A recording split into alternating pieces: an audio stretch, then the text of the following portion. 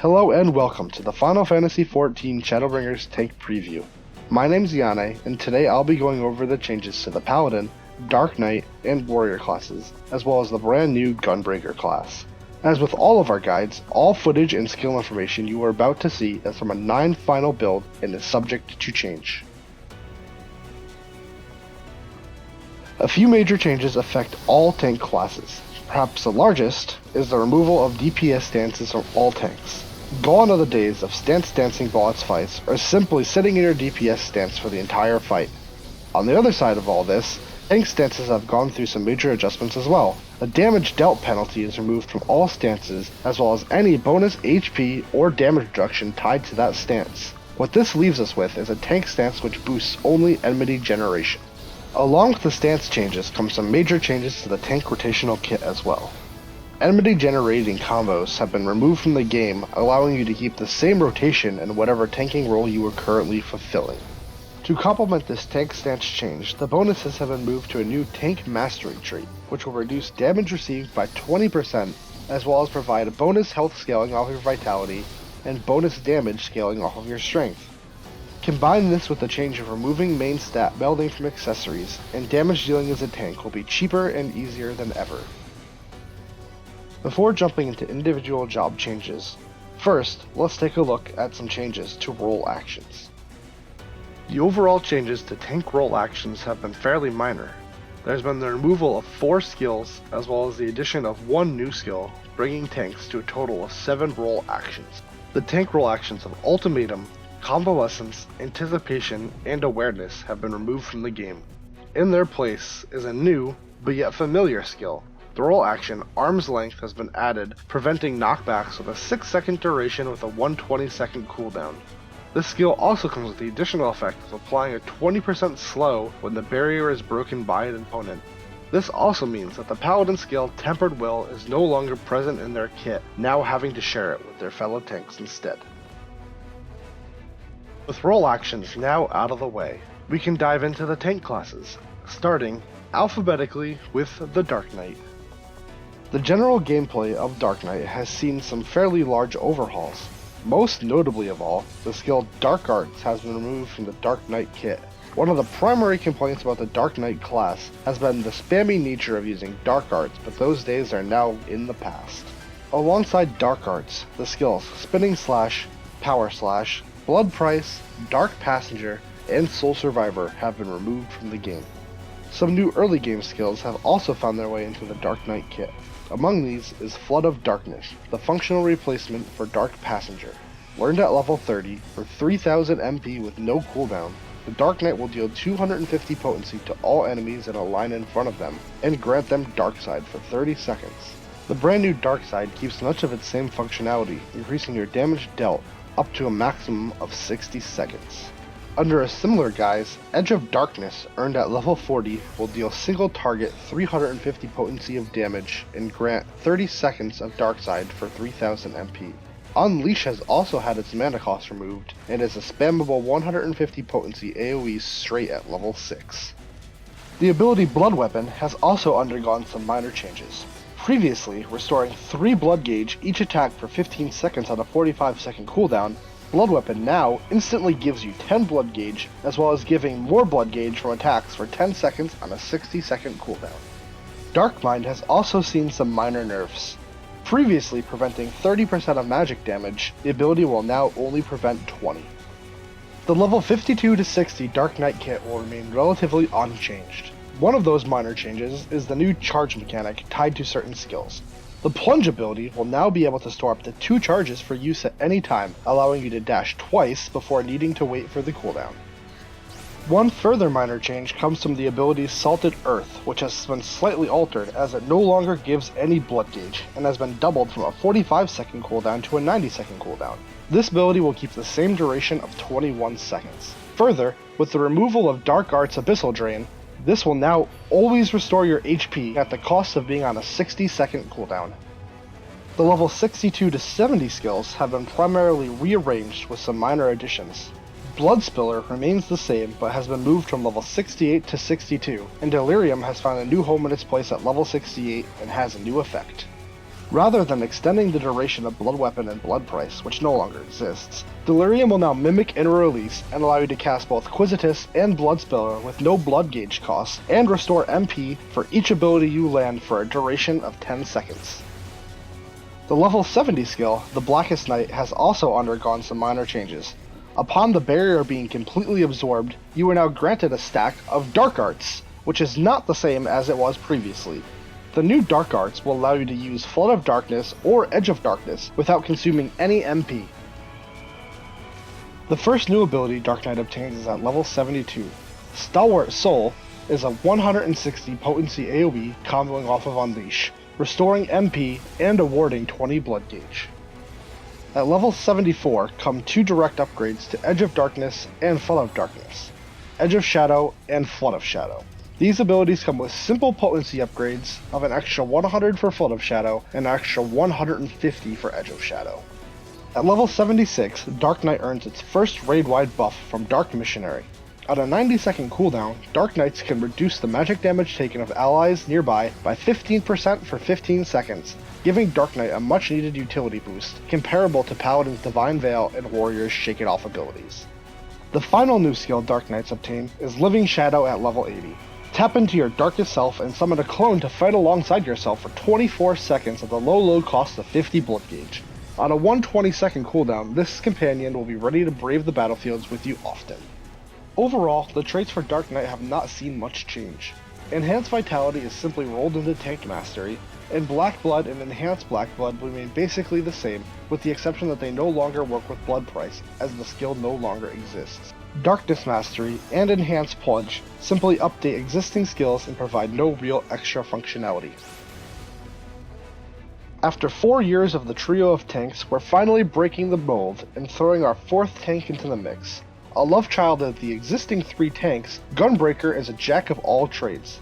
Without further ado, let's get into it. The primary 1-2-3 combo of Gunbreaker consists of Keen Edge, Brutal Shell, and Solid Barrel. The combo adds some powerful tanking bonuses by healing straight potency and adding a regen effect to the Gunbreaker. The combo finishes up by adding a charge to your powder gauge. What uses this gauge, you ask? Well, there are 2 primary uses for the powder gauge: Burst Strike and Gnashing Fang. Burst Strike is a generic single target damaging ability and will be the primary dump of all your gauge. Gnashing Fang, however, is a bit more powerful. Similar to the Red Mage melee combo, this is a 3-part combo able to be activated from a cartridge gauge every 30 seconds and will wreak havoc on your enemies with potencies of 400, 500, and 650 respectively, each granting a unique buff for 10 seconds upon use. Upon reaching level 70, Gunbreakers may really combo off and consume these buffs from the previous skills. The action Continuation will open up 3 new abilities to be used in succession from their counterparts. Gnashing Fang will combo into Jugular Rip, Savage Claw into Abdomen Tear, and Wicked Talon into Eye Gouge. While short cooldown and instant cast, these abilities are key to weave between your primary rotation. With potencies of 160, 180, and 200, they aren't the strongest abilities in the world, but a free 540 potency every 30 seconds is certainly nothing to scoff at. The defensive lineup of Gunbreaker comes fairly stacked. Dark Dance is back and it's got a facelift with Camouflage. On a 90-second cooldown, this ability increases your parry rate by 50% while further reducing your damage taken by 10%, a fairly respectable upgrade from where it previously stood. Part of the generic Sentinel-like ability packages most of the jobs are seeing in this expansion, Gunbreaker obtains the skill Nebula at level 38, reducing their damage taken by 30% on a 120-second cooldown. Gunbreaker starts its utility package off well with the spell Aurora. This ability will place a minor regen effect on either themselves or a party member, healing them over time for 18 seconds on a 60-second cooldown, allowing Gunbreaker to throw out some respectable healing whether they are the main or off tank. Further in the Gunbreaker utility package is Heart of Light. Heart of Light reduces all damage taken by the Gunbreaker and party members by a whopping 15%. Note, this is a straight upgrade from the Dark Knight ability Dark Missionary, which only reduces magic damage allies take on the same 90-second cooldown. And as if Gunbreaker hadn't already sold you on its utility, we come to Heart of Stone. An altered version of Intervention, Heart of Stone reduces the damage taken by an ally by 15% for 7 seconds, as well as sharing the regen effect from Budo Shell to the target. On a 25-second cooldown, this tool will be invaluable in the off-tank position, or to help spot heal your Dragoon who just can't stay out of that AoE. The generic tank invulnerability ability, Super Bull-Eyed, combines the best of Hollow Ground with the worst of Holmgang by making the Gunbreaker invulnerable to most incoming damage but reducing their max HP to 1, just to ensure your healers have a job to do. Moving forward into the Gunbreaker AoE abilities, Demon Slice into Demon Slaughter is a 2-step AoE combo which allows you to build cartridge gauges while dealing with large packs of mobs. This cartridge can be consumed into Fated Circle ability to deal 360 potency to all nearby enemies. Further stealing a page from Paladin's book, Bowshock emulates Circle of Scorn, applying a dot to all nearby enemies with the exception that it's now on a 60-second cooldown. In a move that's sure to make some more Dark Knights upset, Scourge returns with a facelift, but it's not the Dark Knight who gets to make use of it. Sonic Break is a new off-GCD dot, scaling with skill speed, which applies a 15-second dot to the target on a default 30-second cooldown. And of course, no tank kit would be complete without a ranged pulling ability. The ability Lightning Shot will fill that role for the Gunbreaker. Rounding out the Gunbreaker single target kit are 3 further abilities. Danger Zone, dealing 350 potency on a 30-second cooldown, upgrades into Blasting Zone at level 80, your ultimate ability, dealing an extra 350 potency, bringing it up to a total of 700 potency of damage on a 30-second cooldown. And while not necessarily a pure single target DPS ability, Rough the Vibe will certainly be used to weave in some extra damage between GCDs. Keeping up to a maximum of 2 charges, this will allow you to deploy some extra damage during burst windows and still hold back some extra charges when necessary for fight placement. Rounding out the Gunbreaker kit are 2 abilities to help boost a little bit of extra DPS. No Mercy is a simple fight or flight like action, boosting your damage by 10% for 20 seconds on a 60-second cooldown. Because we need some Warrior Imitation 2, similar to Infuriate, Bloodfest will add 2 cartridge gauge charges on a 90-second cooldown usable in combat only.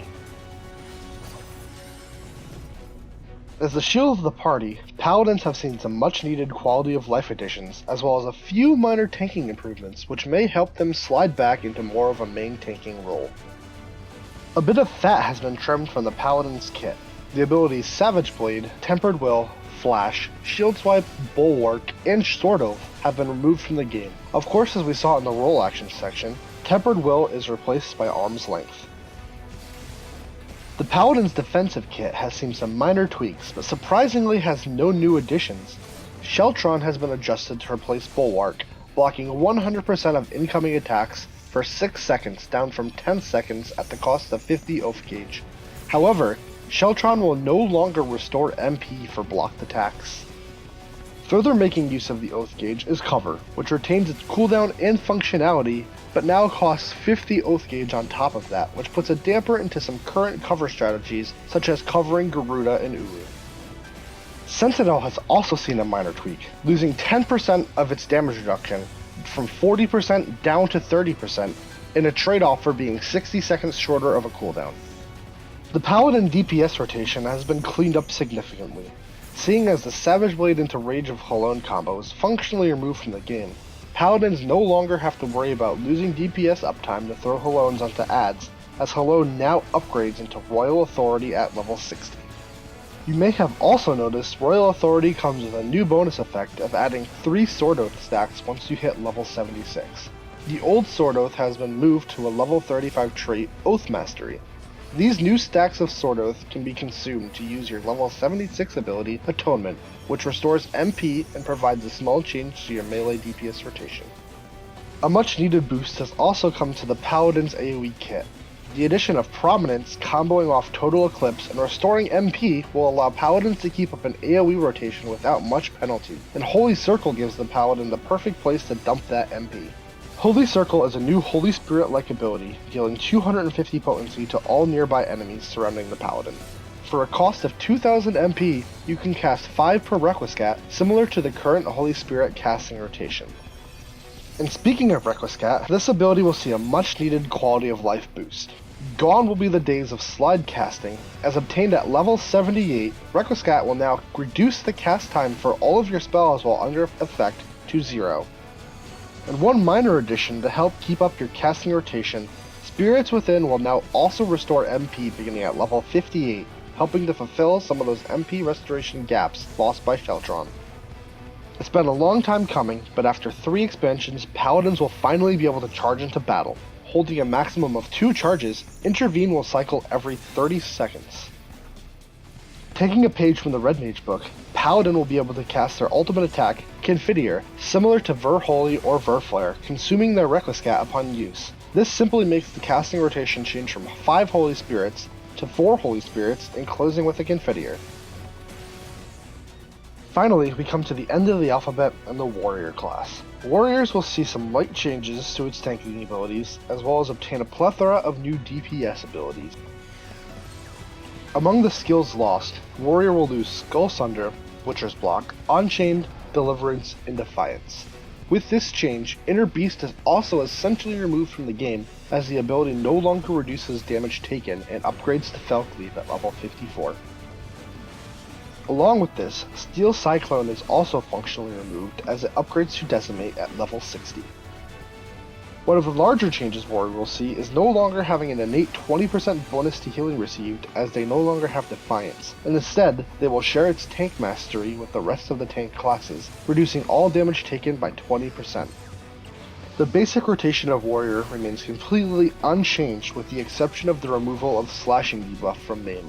Storm's Eye still increases damage dealt by 10%, and the Storm's Path still provides 20 Beast Gauge as well as a heal. Due to the loss of Inner Beast and Convalescence, the Warrior defensive cooldowns have been shifted around slightly. Fret not, Warriors who combine the thrill of battle with Convalescence, you now have one less button to press, as the bonus 20% healing is now tied directly to Thrill itself. The damage reduction from Inner Beast has moved to and completely replaced the old Raw Intuition. Rather than parry all attacks, this ability will now reduce all damage taken by 20% on an extremely short 25-second cooldown. Vengeance, while functionally unchanged, has had its duration reduced by 33% from 15 seconds to 10. Equilibrium has also seen a minor adjustment as the TP restoration effect is no longer relevant and now always restores HP to the warrior. Sharing its recast with Raw Intuition, Nascent Flash is yet another intervention copy ability. Reducing the damage an ally takes by 10% for 30 seconds on a 25-second cooldown, this ability is going to be giving the warrior a bloodbath effect and sharing a portion of that health to their target of Nascent Clint. Remember though that none of this information is final, and this ability may very likely be in the tweaking phase given its recast and duration. Infuriate has also seen a small change, obtaining the buff Nascent Chaos at level 72. This ability causes your Infuriate to provide a Nascent Chaos buff, allowing you to cast both Chaotic Cyclone and Inner Chaos. Similar to the Paladin finisher ability, Warrior will also obtain 2 finishers, 1 single target and 1 AoE. Inner Chaos is your big hitter learned at level 80, and will consume Nascent Chaos to deal 900 potency of damage to a single target for the cost of 50 Beast Gauge. Chaotic Cyclone will deal 400 potency of damage to all nearby enemies. Both abilities share the same trait as ffxiv and Decimate, and reduce the cooldown of Infuriate by 5 seconds. The AoE rotation of Warrior gets quite possibly the largest buff from all the tanks. The new Mithril Tempest ability, which combos from Overpower, will generate Beast Gauge beginning at level 74, as well as increasing the duration of your Storm's Eye for 10 seconds, allowing you to upkeep an AoE rotation without having to resort to any single target abilities to keep your buffs alive. The 2 Beast Gauge dumps of Onslaught and Upheaval has also seen some minor changes. Upheaval no longer scales off your current HP, separating itself from Spirits Within. Onslaught has also seen a minor change, but sorry Warriors, no 2 charge dashes for you, but in return for this, the cooldown has been reduced from 15 seconds to 10. This concludes the tank changes for Final Fantasy XIV Shadowbringers. We'd like to hear what you think about these changes. Which tank are you most excited for? Be sure to leave a comment on Reddit. Thanks for watching, and we'll see you next time.